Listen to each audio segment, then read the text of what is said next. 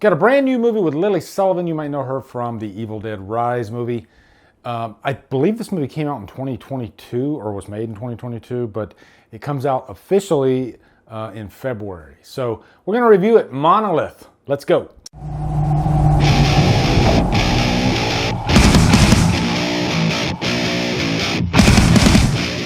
Monolith stars Lily Sullivan and is directed by Matt Beasley. What's up, guys? Welcome to a brand new 2024 review. This one is an Australian film starring Lily Sullivan. She pretty much occupies the entire space of this movie. There is not another character, I believe, in Monolith. My Australian viewers might be able to help me on this. Did this movie actually come out in Australia in 2022? Because on IMDb it says it did come out in 2022, or maybe it was made. I don't know how IMDb works with official release dates, I guess, but I haven't heard anybody talk about it, no reviews. There's an embargo on it in February, so I'm gonna review it like it's a brand new movie. Does it really matter? Also, I picked up a couple floor lights, one to the back, because my last video with the new paint job, my head was kind of blending into the back. So I needed to throw some light back there, and it came with two, so I got another one over there that's going, that's shooting light to my shelf right here. The Drumdums evil lair is ever growing, and it seems to never stop because of my OCD. I don't really have OCD, but I call it OCD. I need your help, listeners.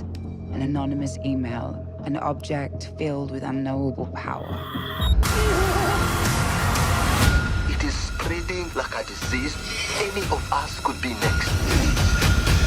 So anyway, let's give you a quick plot synopsis. Podcaster horror, that's what this is. Lily Sullivan, she doesn't really have a name in this movie. She is the interviewer. Now, I watched this last night. For some reason, I remember them calling her by her name, but maybe I'm off here, but on IMDb it says the interviewer. But she is pretty much a shut-in with this movie because she had some trouble in her past. She wrote this article and she didn't have all the facts, and it bit her in the butt pretty much. Even if you think somebody is guilty of something and you're like 99% sure of it, you still can't write about it unless you have actual evidence, actual facts. And so that has pretty much caused her to be canceled. So she's just trying to put her life back together. She needs to find a good story to get going with her podcast. She's a very successful podcaster, you know, getting like millions of views and whatnot. So this sort of fits right in with what's going on today with the popularity of podcasters and how some of them just, it seems like they are even more popular than actual movie stars. It's insane, like Joe Rogan. So I guess she's that type of character, but her podcast is called Beyond Believable, and it's about kind of conspiracy theory type stuff, alien type stuff. This is categorized under sci-fi horror, although I think it's more of a thriller. It's not really horror.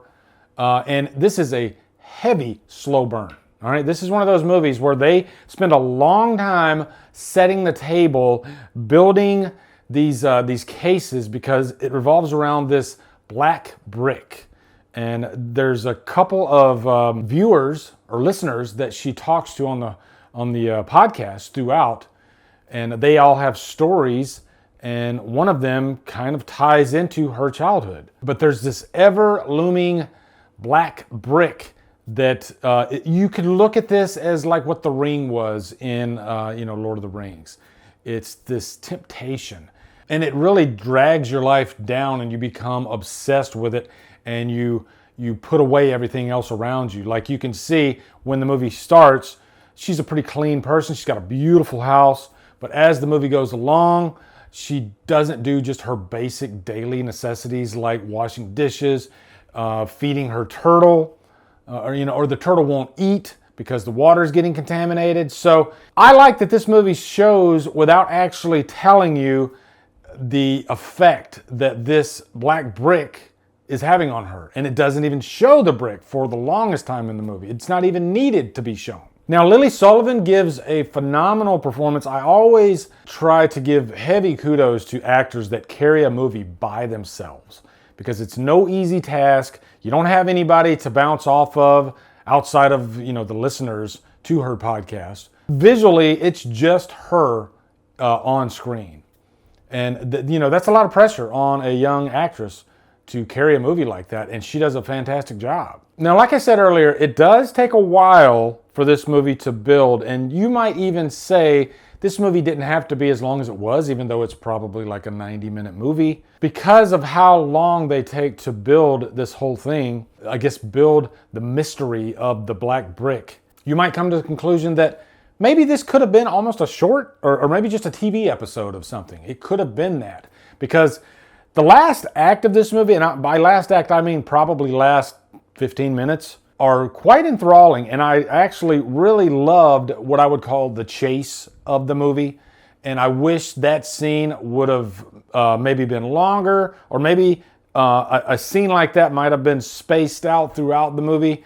You know, think of like No One Will Save You. That movie, I think, was spaced beautifully along the way. There was a good amount of action, there was a good amount of, you know, I guess character building scenes, but it just made for a good meal of a movie, right? Whereas this one, it's like you're eating your vegetables and you're just waiting for the dessert, which happens at the very end of the movie. But thank God the dessert is great. And I like that there's a nice twist that goes on, and a little bit of maybe a head scratcher, like you might have questions about what's going on at the end of this movie.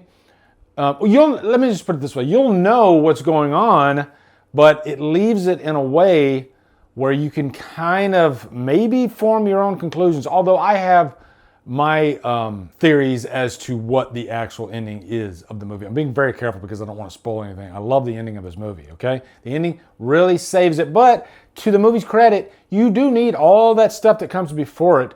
Otherwise, the ending, A, it wouldn't make sense, and B, it wouldn't be as enthralling. Okay, so definitely giving this movie a high humdrum. Still had a really good time with it. I don't know if I'll watch it again, but you know, I love a good paranoia thriller, and watching a character descend into almost madness, and that's what she does. There's a good character arc in this, and she starts off, you know, in a pretty depressed state because of what's going on. But Lily Sullivan, she's not a one-note actress. She gives a lot of variety to the performance. And it's great. She's a really talented actress. So, have you seen Monolith? Let me know down in the comments. Also, be sure to come over to Killer Flicks, where we talk horror all day and every day. And on Fridays, we do Free for Fridays. Follow me Drumdums on my socials, program, and Patreon. Buy me a coffee. And guys, thank you so much for watching. Have a good day. Drumdum out.